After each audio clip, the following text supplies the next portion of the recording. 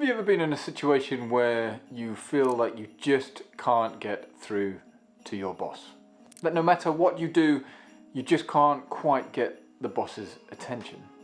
Maybe you've had this thought that there was a great breakthrough idea to solve a serious problem, only to get shot down before you can even really get into the details. Well, I know exactly how that feels. Or maybe you could create a much better deliverable for a client if only you were given a few more days for the assignment. But when you ask your boss about extending the deadline, you're told there's absolutely no way that will fly. Now, if any of these things ring true, then you are not alone. That's because it is a common pitfall that people fall into when trying to work with their bosses. You may hear the term manage upwards being used, as that's fundamentally what it is. It's not about fixing a bad manager, but rather getting the best out of you. That's why the Harvard Business Review defines managing up as being the most effective employee you can be, creating value for your boss and your company. Managing upwards gives your leaders a way to see the work that you do in a way that will benefit you. I mean, it has all the added benefits of also creating job security, although, to be honest, nobody ever really tells you that. And let's be honest, when the layoffs hit and people need to be let go of the business, the boss's favourite never gets cut, regardless of their skills and talents. Throughout my career, I've come to believe that this art of managing upward or influencing upward is one of the most important skills you can possess. It can really mark you out from the crowd and in turn have enormous benefits. But what is managing up? In a nutshell, most career experts agree that managing up is a method of career development that's based on consciously working for the mutual benefit of you and your boss. It doesn't mean you're avoiding work, rebelling, kissing up, or trying to turn the tables on a higher up, but rather instead understanding your boss's position and requirements and making yourself known as a stellar employee, really by exceeding his or her expectations and needs. Managing up boils down to this: making your boss's job easier. So in order to know how to manage upwards without being a suck-up, we need to know what not to do. With that in mind, here are my 4 managing up don'ts. Number 1, try to manipulate. Manipulation is just flat out disingenuous. It won't warm you to anybody, let alone your boss. I mean, this means that you are not a yes man in meetings, relentlessly flattering your boss or presenting things in an unrealistically good way. I mean, they are just bad habits. These won't endear you to anyone else. In fact, I would go as far to say, I think all they'll do is piss people off.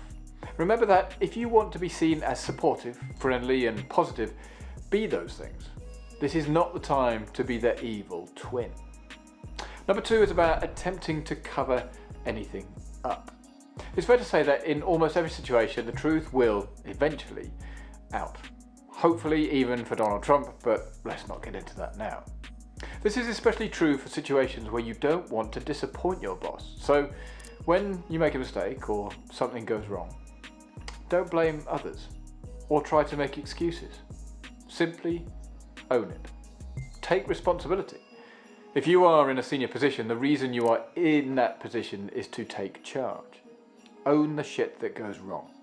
This is protecting your team, and you pass on praise when it's due.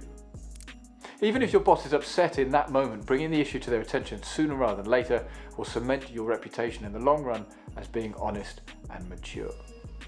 It's pretty hard, probably nigh on impossible, for others to build trust in you if you can't act in a trustworthy way. Number 3 is don't bring any surprises. Closely linked to the previous don't. No one likes negative surprises, especially bosses. The simple solution to avoid this is keeping your boss updated with the current news that is significant to his or her success. Even if this means giving a heads up on items which may need their help in the future, because I've often said to my teams, tell me what I need to know so I don't get blindsided at the water cooler.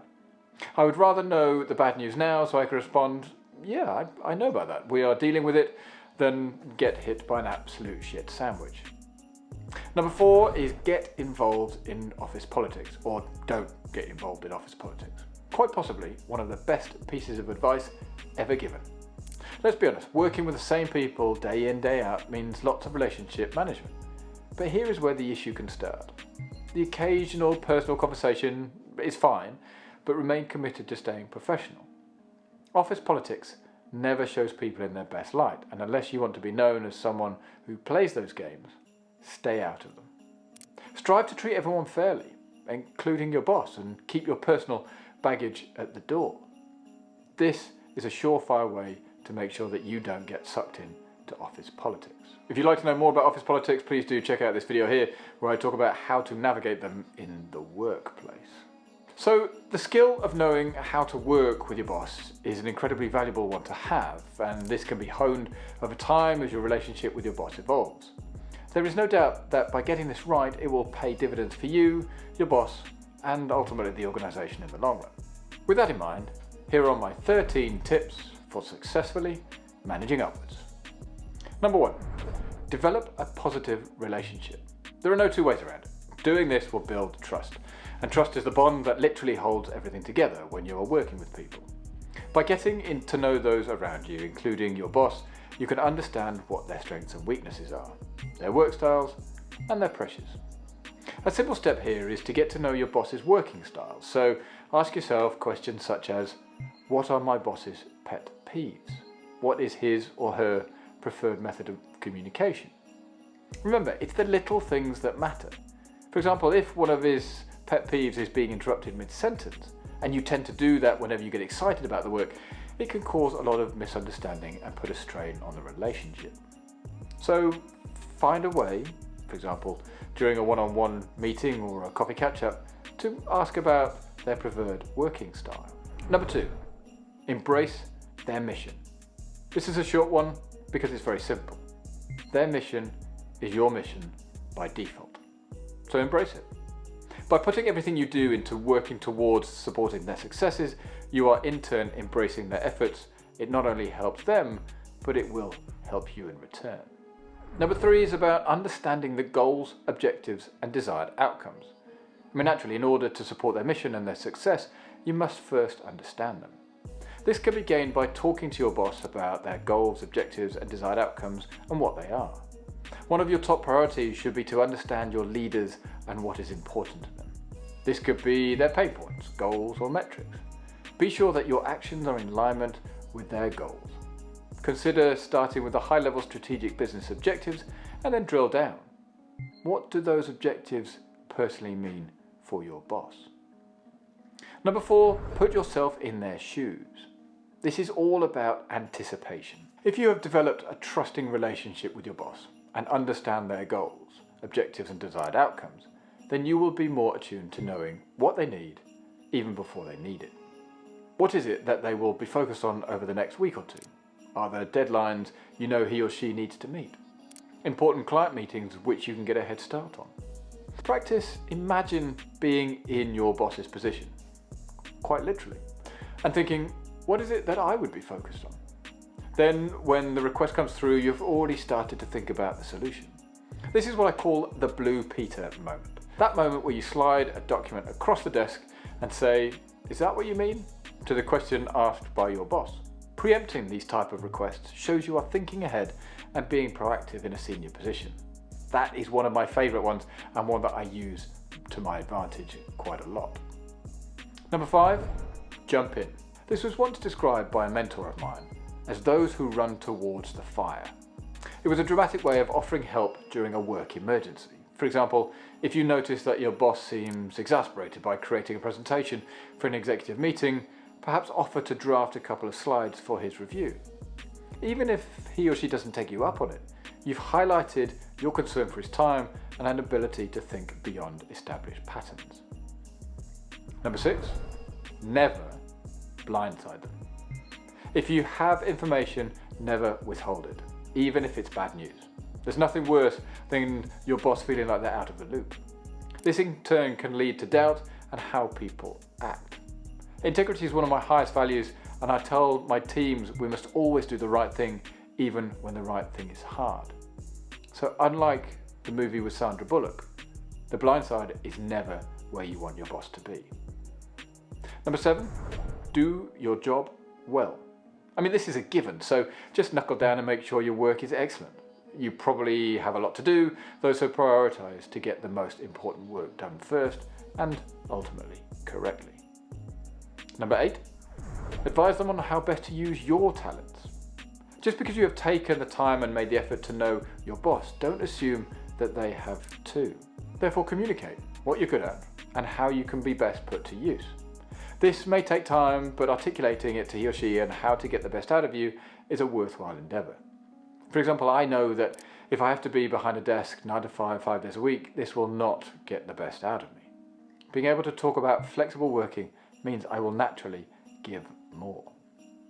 Number 9, talk the same language. This is all about uncovering communication and decision-making styles. Don't be afraid to ask your boss directly how he or she wants to be communicated with. Asking questions such as, do you want to be involved all the way through? Or how much or little detail do you want to know? Are all effective ways of determining their level of input. Number 10, clarify expectations. It seems obvious, but surprising how often businesses get in the way of having a candid conversation about what's required of you and your role. So getting to know and agree upon your leader's expectations of you is vital. If you're doing this already, then good for you. You are managing upwards without even knowing it, but it's amazing how many people just don't do this. Number 11, consistently demonstrate your ability. This is about showing you can achieve results with minimal direction whilst not hiding in a corner and struggling alone until you get the perfect answer. Oh no. In fact, it's quite the contrary. It's about demonstrating that you own the issue you were delegated. This includes updating your boss on key milestones before he asks, getting your boss's feedback on things early, and asking for help early if you need it. What all this has in common is initiating the communication at the right time. Nothing stresses a manager more than uncertainty. By doing this, you become a certainty, and your boss can rely on you when the time is needed. Now, who wouldn't want a team member like that if you were their boss? Number 12, honour your boss's time. Remember, you are not the only one on a tight schedule. If you need to speak to your boss, be realistic about the time they can give you and keep it brief. There is nothing worse than someone asking, have you got 5 minutes? And then for them to go into a long diatribe about what they have been doing. So once you know what your manager's preferences are, use them. This is how you can deliver your message for maximum impact. Remember, senior execs are time poor, so get straight to the point and say what you want. This will be appreciated by your boss and is a good rule to live by when writing emails too. Number 13, flattery. I am denied on whether to include this or not, as it's slightly underhand, so please use sparingly. That said, it is a great way to manage upwards and also get buy-in. If there is someone you really want to get on side, play to their ego. This means asking them for advice. I mean, everyone in a position of power will enjoy imparting knowledge, especially if they are being asked about a topic they know a lot about. It can disarm prickly people and help ingratiate yourself to some senior people too. But please use this sparingly. It can also verge into suck-up territory, and that is never a great place to be. At the end of the day, these 13 upward management tactics all have one thing in common. It's about you proactively showing your boss that you can manage yourself, keep them informed, and know how to use their help for maximum impact. These managing upward tactics are successful because they are all geared towards helping you become a top performing team member who is easy to manage. By building a great reputation and a relationship with your boss, it shows you can be relied on to deliver the right message and communicate accurately as the situation demands. In turn, it means you don't need to be micromanaged, which leaves more time for your boss to focus on helping you succeed. At the end of the day, power is the ability to get things done, and managing upwards helps you get the resources you need to get those things done too. Considering the classic definition of managing upwards revolves around developing a good working relationship with a superior, it may be better to simplify this by simply stating, managing up is simply solving problems that your stakeholders need solved. And that's it.